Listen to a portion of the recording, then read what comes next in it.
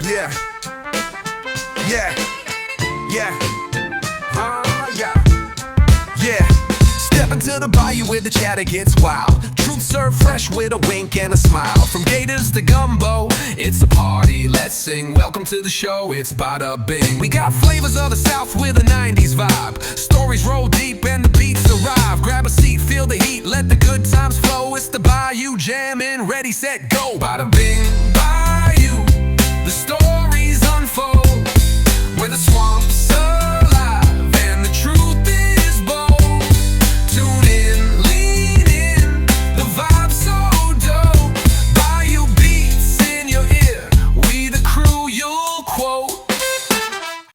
Ciao a tutti. Or as we say in Louisiana, hey y'all. My name is Patrick Ross Campisi, And I'm Lawrence Joseph Ingraffia, and you are listening to the Bada Bing Bayou podcast. We Are Back Once Again. We're back. I It's think good to be back. It really is. I mean, I'm getting a little bit more comfortable back here. You, me, both. Yeah, we had I think it was a great episode last time, I had fun. and we teed it up perfectly because today we're talking about one of our favorite things that we experience and share in common. That's right. IFL, IFL. the Italian American Future Leaders. Mm-hmm. The third year. That's when you came in. Yeah, I came in as a fellow. Thanks to you, you recruited me, and it was one of the most fun weekends I've probably ever had. The reason I keep going back is for that exact reason. There's quite literally nothing like the experience at IFL. No. I was lucky enough to be a part of the inaugural class back in, what would that be, 2023? Yeah. And it was really cool because it was, at that time, it was still in its infancy, and we still are, but especially then. And it wasn't publicly published and marketed because, if it didn't do well, nobody really know about it, and we could do it again, right? But it was such a smashing success that for IFL 2 and then going to IFL 3 when y'all came, I mean, we had so many people that we just couldn't accommodate them. There's just not enough room in the hotels to fit everybody, and we were busting at the seams, had to go to another hotel. That's right. IFL 3. Yeah. Like we talked about in the last episode, there was 150 or so fellows. That's right. Those are the new people going in, and then about another 100 or so alumni, not to mention all the staff who was working that. It was just such an awesome experience.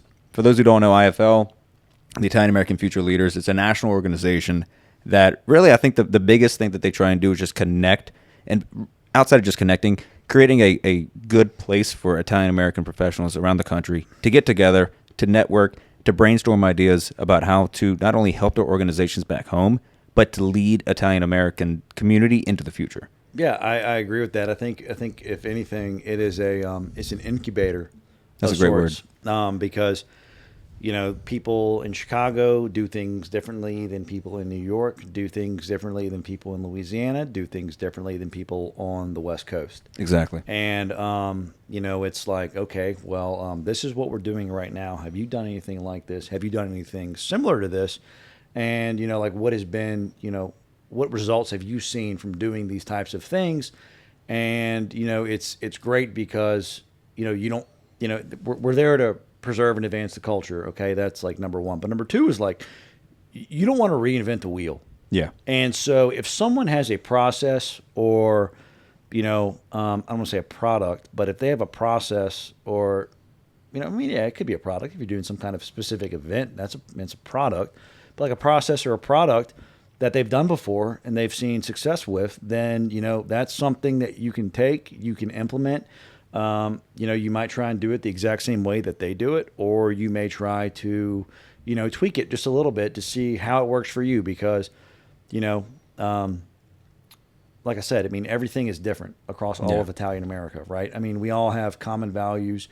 We're there for a common purpose, but we're all different people. We come from different backgrounds.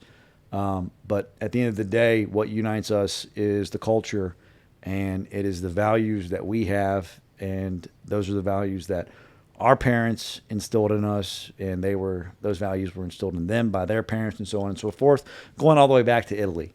Like I said, I think it's a really great incubator for people to bounce ideas off of one another. There's so much to unpack from that. So first thing is the different ideas, and how can you implement that? Not recreate the wheel, but if you need to, how do you tweak it? Yes. Right, so we talked with a good friend of ours, Nicolette Lolino, who does Avanti Group up in Chicago, And I mean, they're crushing it up there. Yeah, God bless them. It's They're basic. awesome. It's exact. We're wanting to do the exact same thing here, but we realize, and we even had a call with her. We realize Louisiana is not Chicago, and Chicago is No, not Louisiana. Not at all. So she gave us some ideas for the Serata we're putting on later in June later this year, but ways to make not only the events but our brand for SIA and Southern Italian Americans. Yes. Make that fit and really have a call to action and really connect with the young Italian American professionals here in Louisiana. I mean, that's just like one great thing, and we've had a lot of great success in just planning for it. We're really pumped up for this event.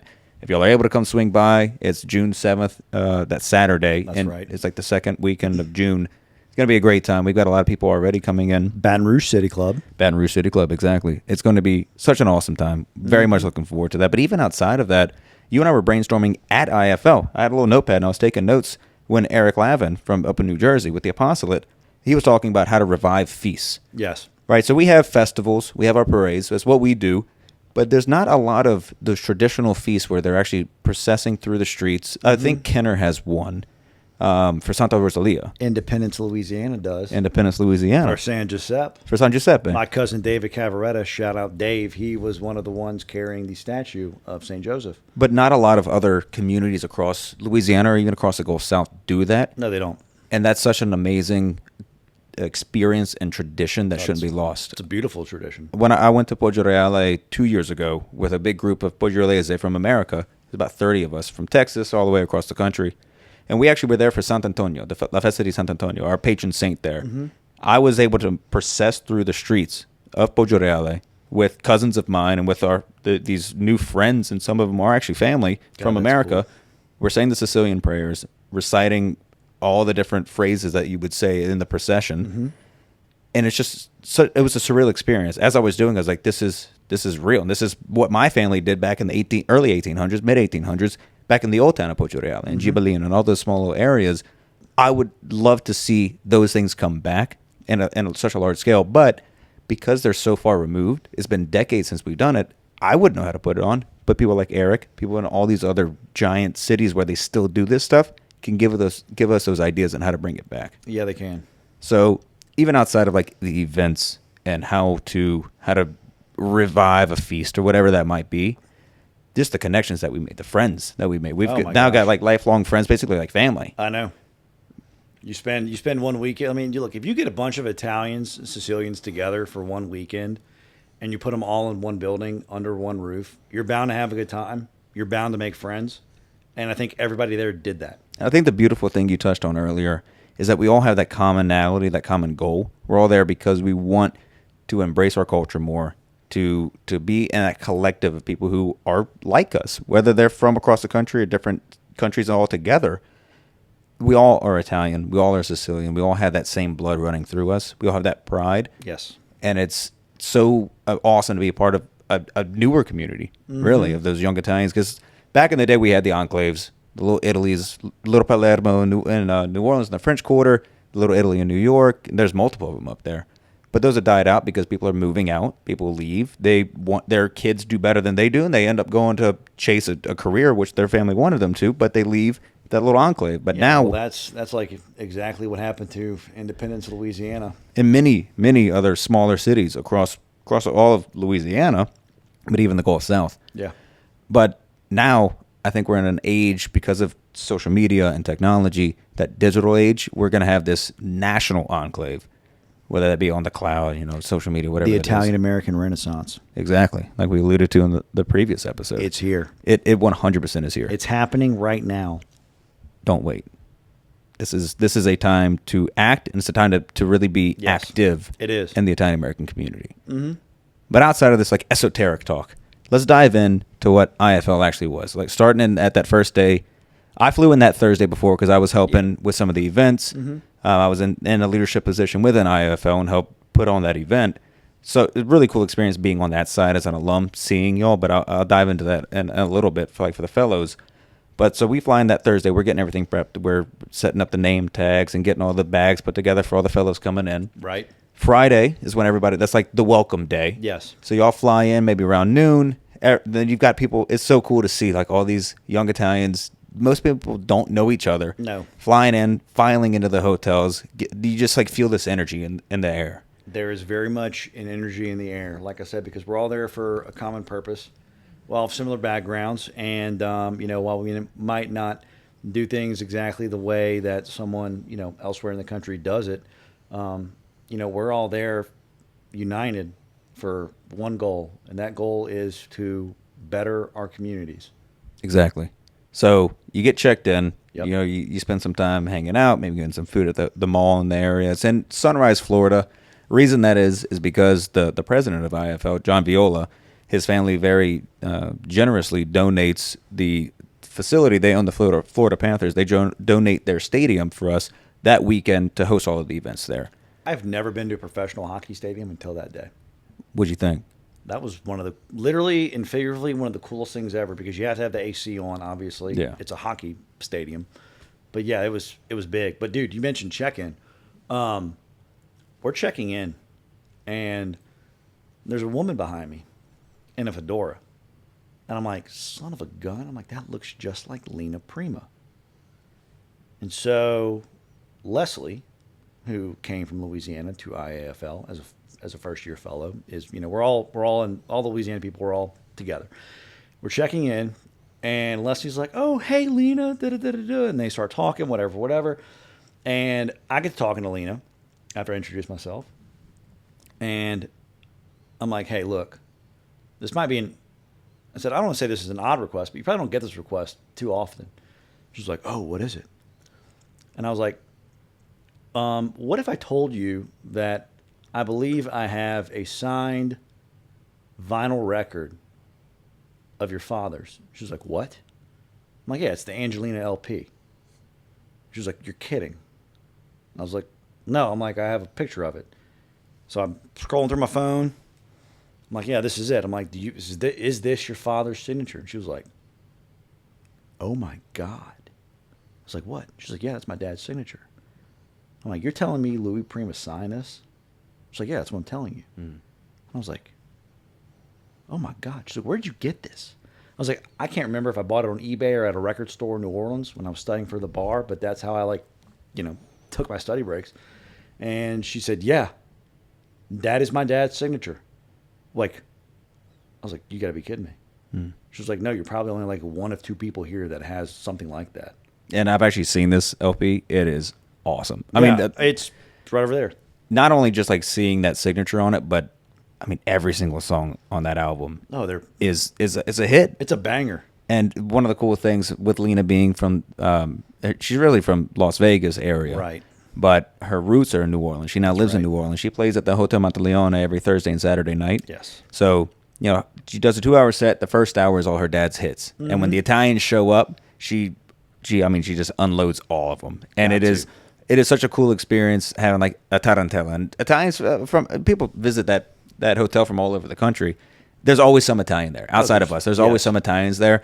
People we don't know, we're doing a tarantella together. We're singing songs with her. It is just like a ball of a night. And even throughout the weekend, Lena brought that energy. She was singing at the closing party, which we'll get to, and even at the welcome party, the welcome reception, she was meeting everybody, and just such a good time. But like getting to that welcome reception, it's like 6:30, 7 o'clock. Everybody's checking in. Italian time, people don't show up till about a half hour after. It's like supposed to start. I didn't show up until like a half hour Yeah, later. about like that. But All the swag bags were gone when I got there. I had to like fight somebody for a coffee mug.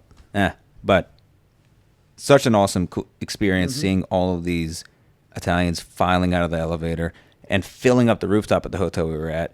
We had a shoulder to DJ. shoulder. Oh yeah, there's a good problem to have. There wasn't enough room. No, I know. But so we had a DJ. We had gelato out there. The guy at this little serving table giving out gelato for Yeah, everybody. you told me about that. I missed that. Yeah, Luca. I actually didn't have any of the gelato. Very good gelato. Oh.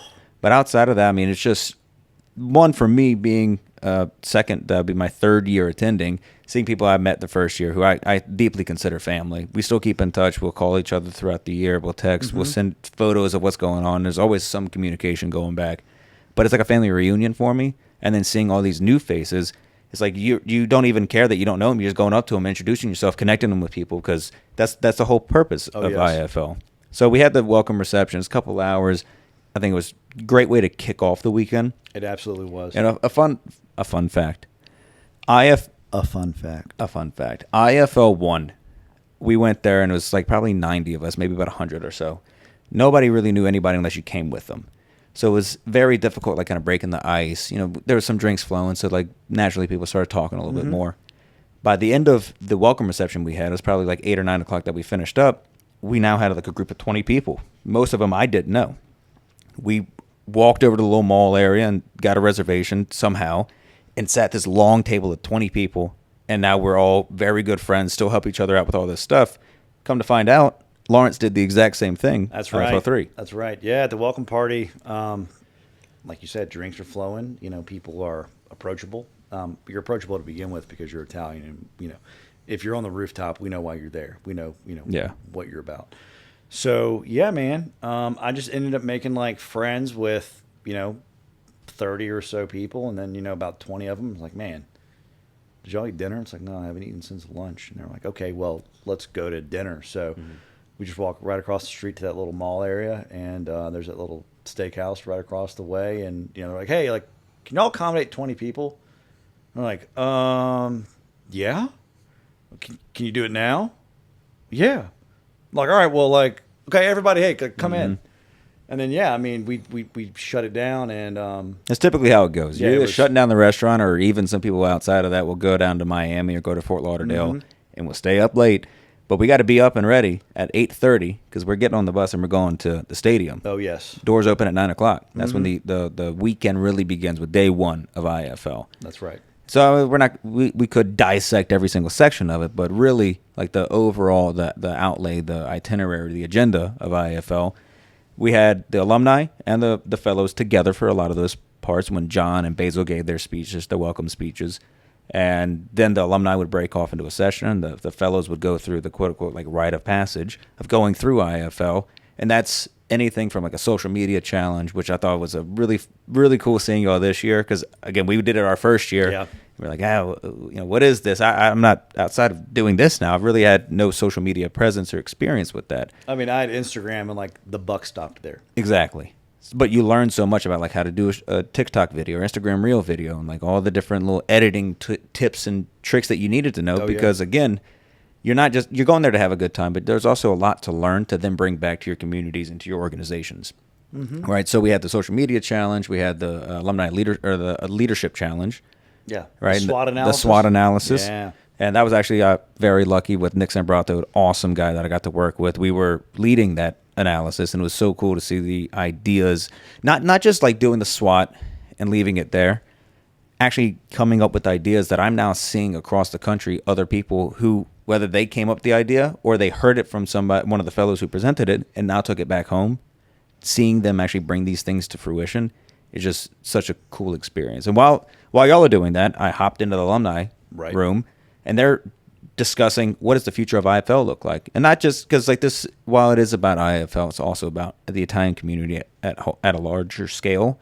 So they're talking about like, all right, what about how can we connect more with Italy? What about any type of like government relations, and how does that look as far as connecting with your representatives and helping to fight against, like right now we're dealing with, unfortunately, this dual citizenship issue. Yeah.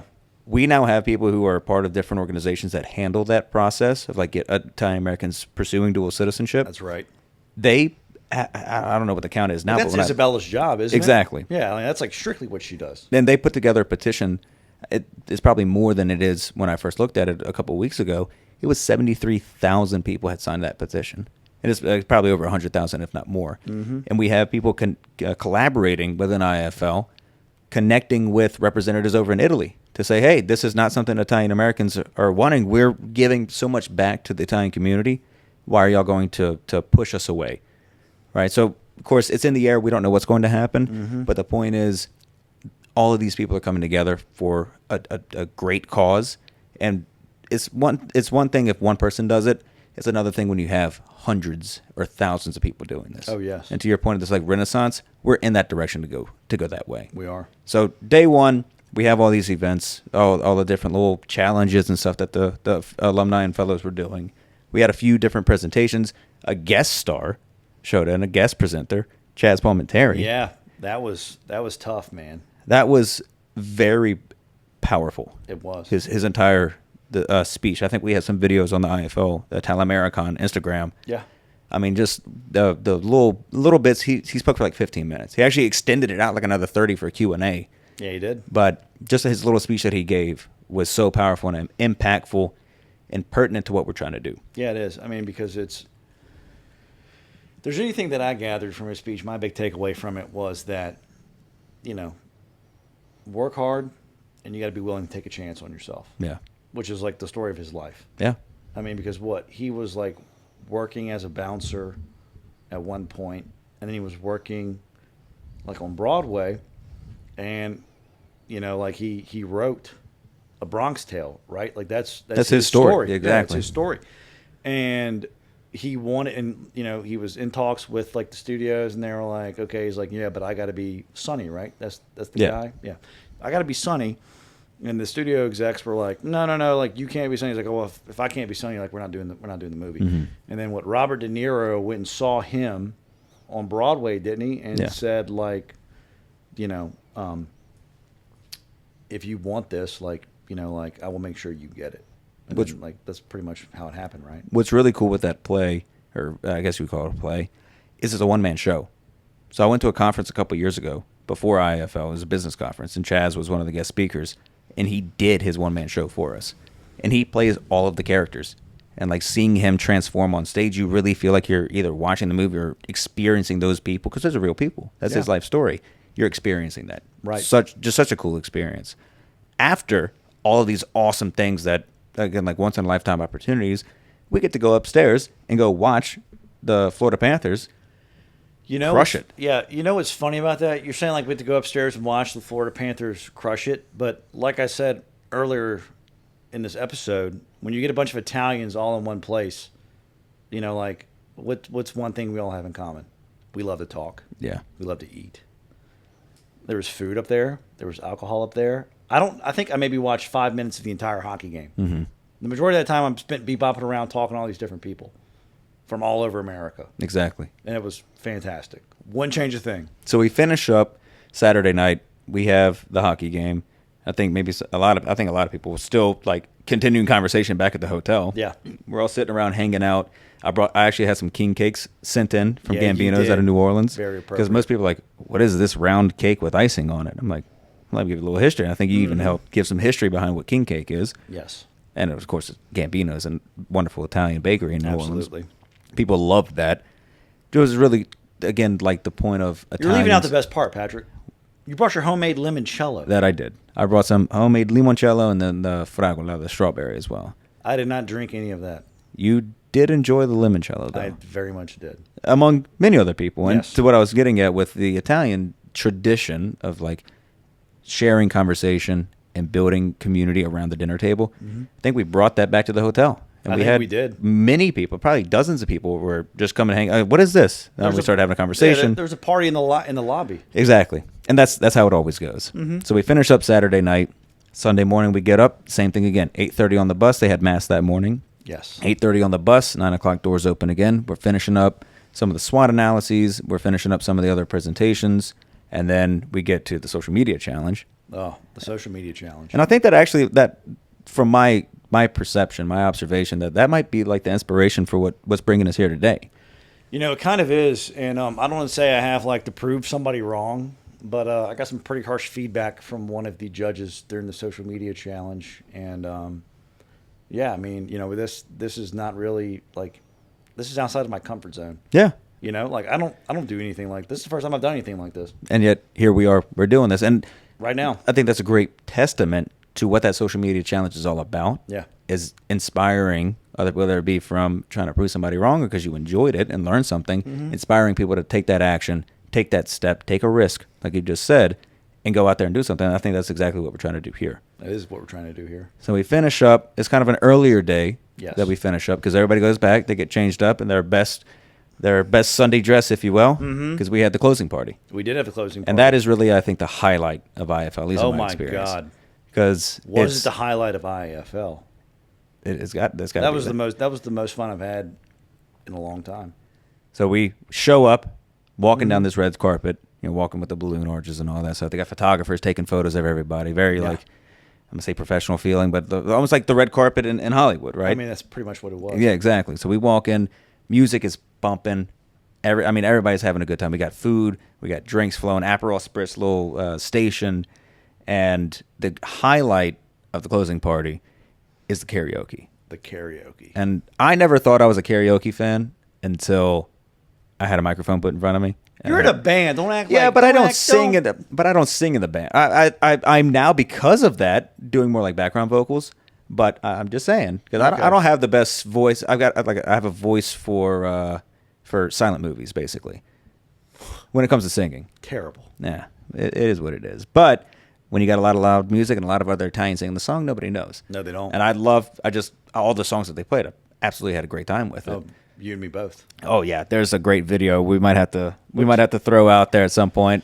Lawrence absolutely crushed it with basically a Billy Joel impersonation, because that's how real it was. I felt like I was watching him right there in front of me. Absolutely crushed it. I'm flattered. It was. We're gonna have to release that. I felt like I could do better. Come back, IFL 4. I'm coming back. But even with that, with the karaoke, that's something we're even bringing back into all the stuff that we're doing with Sia here. Like we have an event. I never would think to do that. No. But it's engaging with the audience and the crowd. Everybody loves to do it. Even if people don't like to do it, they like to do it. Nobody wants to admit it, but they like to do it. They won't admit it. I'll admit it, though. I will admit that I love karaoke. It is fun. Let it be known. Let it be known. So we have karaoke. Then karaoke stops, and it's just like a club. They're playing all these Italian classics, but like the remixes of all that. Mm-hmm. Then we finish out the night with the Italian national anthem. Yeah, I didn't know it. I don't know it. We're going to teach you that. Everybody, outside of, I guess, Lawrence, was yelling it out. And it was like the perfect cap, the little cherry on top for IFL. And then everybody, continues the party back at the hotel. And we go back to the lobby. And I think I was exhausted from the weekend. I had that chest cold that was like building up. Oh, God, yeah. I think y'all were all out. Like all of the Louisiana crew was out till like 3 or 4 in the morning. Yeah. Myself and Leslie and I think Olivia wound up with Tony Monge. Mm-hmm. And we went to like some bar on the beachfront. And as we're getting in the Uber back to the hotel, there's like this. I mean, I've had a handful of drinks. There's like another drunk man who's not from IAFL. And he's like talking to whoever as we're getting in the Uber. And I just like have to be like, "Oh, what's up, man? Like, how you doing?"